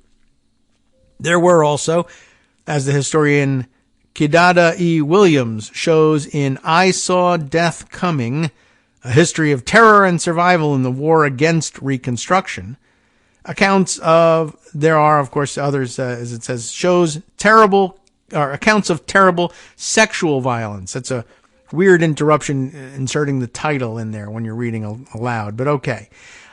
Williams describes one attack in which a group of vigilantes whipped their victim, Frances Gilmore of Chatham County, North Carolina, set fire to her pubic hair and cut her genitals. Sorry, everybody, but the anti-Reconstruction violence in the United States was horrific, terroristic in nature, and just you're going to have to deal with the reality of it, even if it's first thing in the morning for you.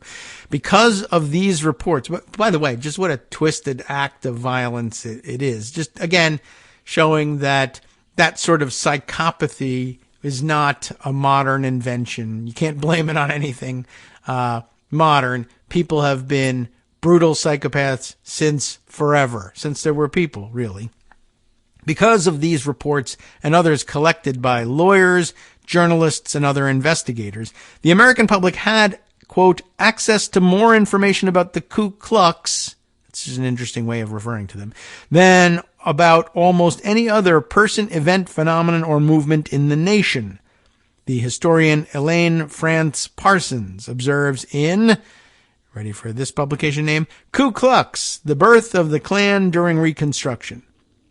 Between government reports, testimony from witnesses, the confessions of actual Klansmen, and the physical evidence of violence and destruction, it would seem impossible to deny the awful scope of Klan terror, much less the existence of the Klan itself.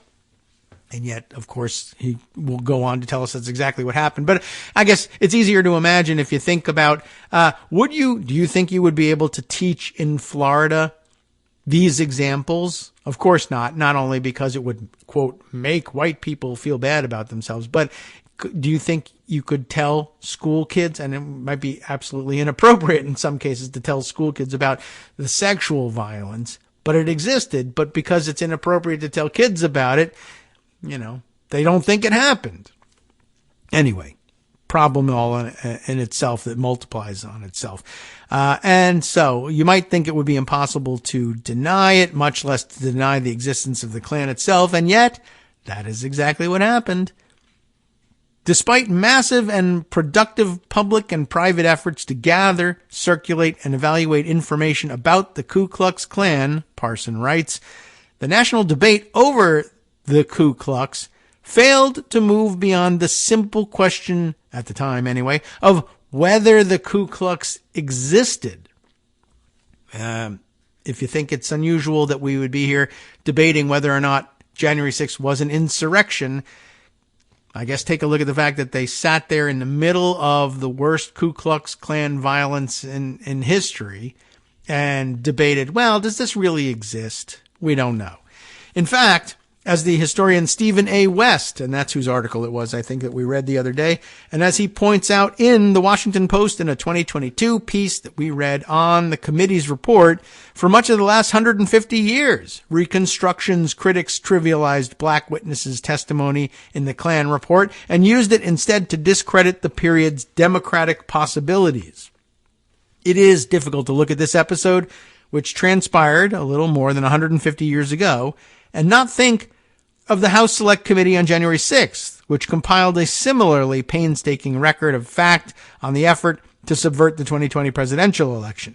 Thousands of pages of testimony, tens of thousands of hours of video footage, the words under oath of men and women who participated, the physical evidence, the broken bodies and lost lives. We know, as much as we can know anything, that Donald Trump led a conspiracy to overturn the results of an election that he lost. We know that this involved an attempt to derail the certification of electoral votes. We know that he assembled a crowd of thousands to protest that process. We know that he told that crowd, soon a mob, to fight like hell, to try to seize the victory they could not win at the ballot box. But despite this unambiguous evidence of insurrection, there is a concerted effort, either out of skepticism or denial, to present the events of January 6th, including the schemes that led up to the attack on the Capitol, as something else. The legitimate protest of an exuberantly disappointed group of ordinary American voters, perhaps, or, in the rendering of Trump's most devoted apologists, a last-ditch effort to save the republic itself from the illegitimate grasp of Joe Biden and the Democratic Party. It is tempting to say that the facts contained in the January 6th committee report will stand on their own, that the body of evidence is simply too great to sustain a posture of skepticism and denial, but facts are mediated to us through our beliefs, experiences, and interests. Most people do not and will not believe facts that cut against those beliefs, experience, and interests. In the case of the Ku Klux Klan testimony, it was in the political, social, or ideological interests of many Americans, from partisans of the Democratic Party to leading members of the national press, to downplay the significance of the testimony. The same is true today of the facts gathered by the January 6th committee. Those facts will not speak for themselves. The struggle for the meaning of January 6th will, like the struggle over the significance of the Reconstruction-era Ku Klux Klan, resolve itself only through politics, and in much the same way that the collapse of Reconstruction and the political victory of the so-called Redeemers heralded the ideological victory of the Klan's defenders, sympathizers, and apologists, it is Trump's ultimate fate that will shape and determine our lasting memory of what happened on January 6th. In other words, the world in which the attack on the Capitol of the United States by the vengeful followers of a defeated president is just ordinary politics gone a little wild is a world in which Trump and his rioters eventually won. So, I don't know. Think about that for the day and for the weekend. I just thought I would add that to the mix, doubling back on something, the concept we had touched on earlier. I guess here I will turn, because it presents itself easily at the top of the list here, to something else. I don't know whether we need to spend the whole time on it, or maybe just intrigue you with the headline and move on to a few other things. Mother Jones is where David Korn has published a new piece under this title, New Revelations Emerge on How Donald Trump Killed 400,000 or More Americans. Subheader explains a little bit here. We keep learning more about Trump's deadly mishandling of the pandemic. You probably guessed that at this point. Once again, I remind you of the massive failure of the trolley problem by the doctors at Walter Reed Hospital. Not that they could possibly have known, but you wonder. All right, so what are the new details? I am a little bit curious about what those new details might be. Let's take a quick look here. The congressional January 6th investigation has been drawing great attention lately. We just were reading about it, of course, particularly as it has triggered the federal indictment of Steve Bannon for defying its subpoena. Fired off. How old is this piece? Is this an older piece? Yes, it is. Okay, no wonder. Okay, November of 2021. So I guess I should stop here at this point. I should have checked the date of this one. They're not new revelations. I guess they're old revelations, and I would have been severely disappointed had we spent all of that time. I don't know how that got to be recirculating again in social media, but I'm sure it was being held up to prove somebody's point, and it certainly confirms points that we've made here on the show before. So the temptation to jump into it was that much greater. But looking back on the date, I can see that the revelations will not be new. I was a little bit curious about what they were. You publish a headline like that, I'd be interested in seeing how they relate the facts. But perhaps it's best at this point that we jump back out of it and say, you can simply read it on your own as review. But there was I added it to the lineup because there was something recently published that we read a week or two ago about death tolls internationally, but laying part of the blame at exceptionally poor response from the leadership of the United States in the middle of the pandemic, and just I think basically discussing the number of people internationally who these researchers estimated had died unnecessarily through the promotion of hydroxychloroquine as a cure for COVID, when indeed it was not. But that is new, and this piece isn't. So, okay, skipping back out then. That's good. Clears the decks for a couple other things that I thought it might be important to discuss with you before the weekend rolls around. I guess here too we'll do another quick hit on the headline just to update you on the facts that we were waiting for an answer. It turns out that Judge Chutkan has in fact rejected Trump's latest crazy request. We mentioned it on the show that he wanted to see Jack Smith held in contempt of court in the case there because, you'll recall, the claim was he keeps producing discovery material to our side.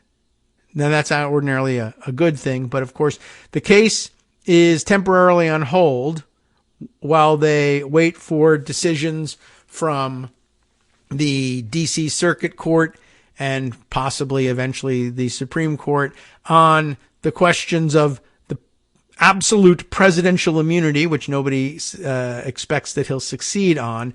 But given that they're waiting for that decision before resuming action in the trial, the case is stayed, and the Trump team interpreted the fact that Jack Smith kept working during this period as his ignoring the order staying the case. Well, that's not actually a real interpretation of things. And so the decision is out. No, that is not contempt of court, particularly as I didn't say at any point that you couldn't produce more discovery or that you couldn't file any more motions for the court to consider after the stay is lifted. But in that light, the judge, I guess, essentially said, there's no problem. There's no additional burden on Trump's legal team produced by by continuing with turning over discovery material. You can read it now, read it later at your leisure, I suppose, but that's not an issue. But it is possible that filing new motions could add to your legal burdens when you should be, I guess, concentrating on the outcome of this interlocutory appeal. And so all I'll ask of Jack Smith's team here is that they designate whether or not this is a motion that you're meant to respond to immediately, thereby placing an additional burden on your legal team, or that you can respond to when action in the case resumes later on. But as for contempt of court, no. You might consider, if she weren't keeping such a cool head and all of this, that she might have responded with one of our favorite sound effects. That is not how this works! Right, and it isn't. However, it's hard to imagine that the judges in New York aren't responding that way to Trump's legal team as they continue to have to be tutored in Trial Procedure 101. Alina Habba continues to make a wreck of the place in just literally having no understanding of how to introduce evidence. We talked about that, but definitely entertaining reading following the transcripts of what's going on there between Trump's team and the judge. All right. So now you know how the outcome of the latest crazy Trump bid in the Jack Smith case has come out. I also mentioned the other day that it might be a good idea to have a spreadsheet somewhere keeping track of all the different cases in which Donald Trump is involved, and it turns out that exists. Greg sent me a link to something from Just Security, a litigation tracker, pending criminal and civil cases against Donald Trump. So I can share that with you, and you too can keep track of things. I haven't had a chance to look at it yet, so I don't know how easy it is to use, but it's certainly a start and one we should hang on to. All right, let's see. A couple other things that I thought I might need to share with you. There are many different directions here, but all right. That was a really interesting thing to read too. Something else for you to consider over the weekend, perhaps. All right. Let's see. Maybe I will throw in a piece or two like this one from Philip Bump the other day, also on the Trump situation. Of course, from Trump's perch, every slope is a slippery one. I think I read through this the other day off the air and thought it would be interesting just in terms of trying to explain, just how ludicrous most of Trump's political arguments both the stump speech and his dismissal of the criminal cases against him. But just revealing the verbal tick that he uses to cover up the fact that he doesn't actually know anything about what he's talking about. It's really interesting the way he puts it here and the way he captures it. After more than 8 years of watching Donald Trump give political speeches, sigh. It's easy to identify his tics, and so he does. On Wednesday evening, a clip from a speech Trump gave in New Hampshire circulated widely on social media. It was confusing, particularly when abstracted. Many of the responses offered criticisms of Trump's mental acuity. If you take a clip out of context, it's easy to make any candidate look like they're confused and don't know what they're talking about. But he's actually confused and doesn't know what he's talking about. The clip begins with Trump standing at a lectern, reading prepared remarks from a teleprompter. And this is easy to tell. When he does so, he tends not to move his head because he's got to focus and read. And his patter is more robotic. And this is an illustration, this clip really, and this is a transcript of it, of how he transitions from prepared remarks to ad-libbing, but that when he does it, he quickly realizes, I don't actually know or understand the logic of what I'm talking about here. So it begins with him on prompter. We're also going to place strong protections to stop banks and regulators. Now, before I should also warn in this, he says it's sometimes hard to understand. It's basically he's saying it's hard for normies to understand because he's very into being super online and in connection with MAGA followers, QAnon types who share these theories and their slang for the theories online. And he's speaking directly to them, but normies and reporters are like, I'm not sure what the hell he's talking about here. So as he says, we're going to place strong protections to stop banks and regulators from trying to debank you from your, and he realizes, even I don't really know what that means, debank you. I think it sounds like debunk. What's debank? Well, he says that before looking away from the prompter. And he realizes even his audience doesn't know what the hell he's talking about. So he figures he'll ad-lib it and make the connection. But he doesn't have the firepower to do it. So the quote here is, we're also going to place strong protections to stop banks and regulators from trying to debank you from your political beliefs. What they do.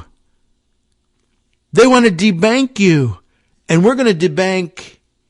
And he's like, what, doesn't know what the hell's going on. And then the next thing he says, well, think of this. They want to take away your rights. They want to take away your country. What? What happened to the debank? Do you not know what debank means? Do you not know what you're trying to stop banks and regulators from doing? I don't know, but it's bad. They're going to take away your rights. I know you hate that. They're going to take away your country. I know that makes you want to fight and kill people. I'll just say that instead. That's what he does with it. He goes off prompter trying to clarify and instead says, I don't know what any of this means. Let me give him the fighting lines. They're going to take everything away from you. What? This is the eternal conclusion of just about everything Bump finds. Every charge that can be framed, or any change rather, that can be framed as negative is described as such, and every negative is then framed as existential. Over and over. Just a 77-year-old boy standing in the meadow, relentlessly identifying everything he sees as a wolf. It is perhaps the case that you don't even know what Trump is talking about. That's fair. Often, Trump's assertions are simply plucked from a broader right-wing conversation, and his shorthand remarks can only be parsed by others similarly immersed. Debanking is the term used by conservatives to refer to decisions made by banks not to offer their services to some clients.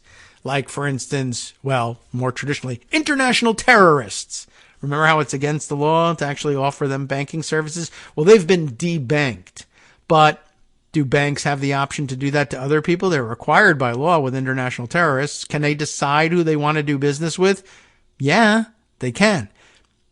Now, after the riot at the Capitol on January 6th, Proud Boys leader Enrique Tarrio, for instance, was booted as a client by a number of businesses, including payment processors, PayPal and the like, and his bank. Earlier in the year, the increasingly right-wing Heritage Foundation identified bank account deplatforming, they're calling it, as the new cancel culture after the Canadian government, that's another country, by the way, the Canadian government began efforts to block accounts that were funding a convoy of trucks disrupting its capital, Ottawa. You remember that? Their convoy? If this was the new cancel culture, there wasn't much canceling. Last year, a group of Republican state attorneys general sent a letter to the chairman of J.P. Morgan criticizing the bank for closing conservatives' accounts. The problem with that, of course, was that the bank stated flatly that it wasn't doing that. But that doesn't matter. They're angry about litter boxes and furries. They can be angry about debanking, too, even if it isn't happening. What if it was? Anyway, you get the point. Trump started talking about this thing that pretty obviously isn't a significant element of the American economy, and while making the point that he would keep it from happening to his supporters, itself something of a deviation from the traditional Republican free market philosophy, he just rearranged things to get to this point. Instead, they are going to take your rights away on the way to taking away your country. Over and over, the same argument unfolds. A thing occurs within a limited context, or might even just theoretically occur, and it is then presented as the thing that destroys America. What did Trump say in that speech? The rest of that speech, or what came next? More of the same. They want to take away your rights. They want to take away your country, he said. And then another pivot. The things they're doing. All electric cars. Give me a break. What? That actually followed right on that thing.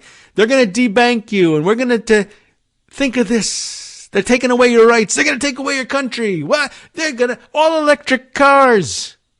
Give me a break. And then he goes on to say they don't go far. They're very expensive. What? This, though, I assume you are familiar with. Bump says Trump has continually argued that the Biden administration is trying to force people to buy electric cars instead of, as is actually happening, trying to encourage them to do so, given greenhouse gas emissions from traditional cars. Trump and his allies offer similar climate change related variations with some regularity. A year ago, it was natural gas stoves, which Republicans, including Trump's former White House doctor, Ronnie Jackson, suggested were going to be forcibly stripped away from the general public. They were not. Trump frequently invoked other efforts to improve America's environmental impact, making a point of defending incandescent light bulbs. Remember when he complained that LED bulbs made him look orange? And infamously, toilets, remember that use more water when they flush. All of this was aimed at framing the government as oppressive and anti-freedom. Other slippery slopes suggest a more acute threat to his supporters, like the debanking one. The best and most obvious example here is the endless invocation from Trump and his allies that the former president's indictments should serve as a warning. Similar punishments could happen to his supporters, too. And that is true. If a supporter kept, let's say, classified documents at his house, or defied a subpoena demanding their return, or if they put into motion an effort to undermine a presidential election, leading to a violent attack on the Capitol, or if they were a part of a conspiracy to subvert an election, or if they violated criminal laws governing how businesses can operate, each one of which Trump is alleged to have done, they too might also be arrested and face trial.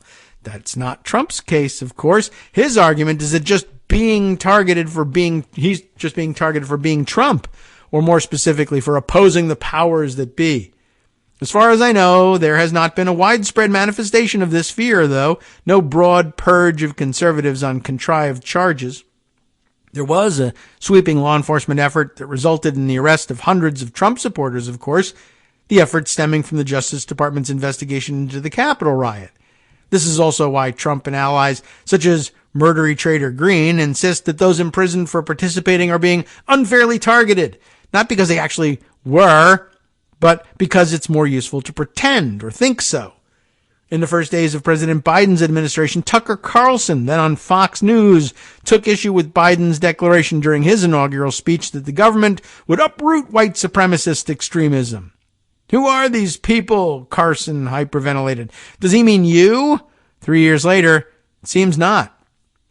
There was a moment when the right identified a heavy anti-right hand from federal officials when the Justice Department said that parents complaining at school board meetings were domestic terrorists, which they didn't actually do. But why worry about such details? This line of argument has been present since Trump first ran for office, but it was energized by the coronavirus pandemic, a period in which real restrictions were placed on people because hundreds of thousands of people were dying. Among those imposing such restrictions, of course, was the then president, Donald Trump. And that's what the video that gained so much traction on social media is really demonstrating. Not that Trump lacks mental focus, but instead that his focus is relentlessly on casting things his opponents do as dangerous to the country and his supporters. Oh, by the way, a warning if you are using social media. According to Trump in 2021, technology companies target right-wing voices. If they can do it to me, they can do it to you, he wrote in a Wall Street Journal essay. And again, that's true. If you use your social media accounts to energize people attacking the Capitol on your behalf, those companies can shut down your account. You have, once again, been warned. He doesn't even bother to let you know that, well, somebody might swoop in and buy the place and unban you from Twitter and let you go back on there, but not, of course, before you invest your money in starting your own social media, which turns out to have been a huge waste of time, and then just do your ranting there. All right. We're out of time at this point. Time to hand things over to Justice Putnam for the West Coast Cookbook and Speakeasy. So many more things I wanted to share with you, but that's what we have next week and the rest of our lives for. But for the next hour, we have Justice Putnam with this. After attempting to smear her, Fani Willis wasted no time dropping a bombshell filing about Trump co-conspirator and fake elector mule Mike Roman. Ooh, I want to hear about that. And then just weeks after the executive editor Kevin Merida left the company, the Los Angeles Times Union plans to walk off the job and protest another round of layoffs. A lot of big things happening in media empire world these days in Los Angeles and Baltimore and elsewhere. Radio.com. You have been listening to Kagro in the Morning with David Waldman. Whereas the international news take them today, Poland's lawmakers voted to lift the immunity of a far-right colleague who used a fire extinguisher to put out Hanukkah candles during a ceremony in Parliament last month, and Russian Foreign Minister Sergei Lavrov, still out there and around, dismissed a U.S. proposal to resume dialogue on nuclear arms control. That and much more next. Stay tuned, and we'll see you next week.